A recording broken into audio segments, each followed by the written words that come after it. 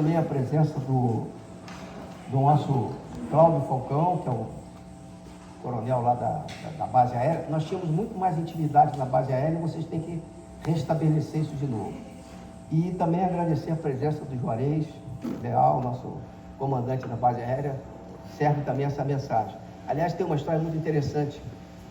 Algum tempo atrás a gente frequentava muito mais lá a base aérea e numa das festividades, o Armando fez uma frase que ficou lapidar na nossa história.